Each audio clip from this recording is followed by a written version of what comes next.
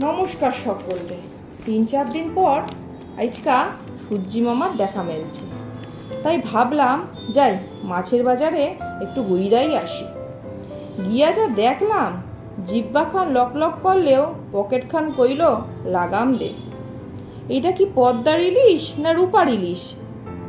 রং দেখাই শান্তি, এইয়া খাওয়ানোর সামর্থ্য আমাগো নাই।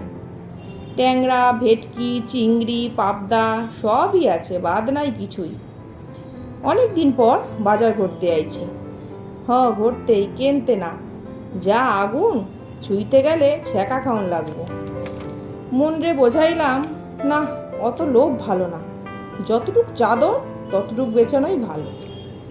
ঘুইরা ফিরা কিনলে আনলাম কচু আর ঘেচু।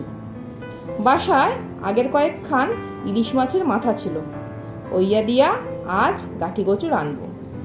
ইলিশের মাথা দিয়া আলু গাঠি কচুর তরকারি। মাথাগুলারে ভাইজা নিলাম। এবার সরষার তেলে জিরা ফোড়ন দিয়া আলু আর কচুরারে ভালো কইরা ভাজতে হবে। কারো গলা ধরলে কচুরারে একটু সেদ্ধ কইরা নেবেন। এরপর নুন হলুদ দিলাম, অল্প অল্প কইরা ধইন্যা, জিরা, লঙ্কা গুঁড়াও দিলাম। বেশি দিলে ইলিশের গন্ধ কিন্তু পাওয়া যাইব না। কয়েকখান কাঁচা লঙ্কা দিয়া কষাইতে লাগলাম। আলু কচু সেদ্ধ হইয়া গেলে মাথাগুলারে দিয়া ঢাকা দিয়া রান্না করলেই তৈরি হইয়া যাব তরকারি খান। গলা ধরবে না, খাইয়া দেখবেন একদিন, ভালো লাগবে। নমস্কার।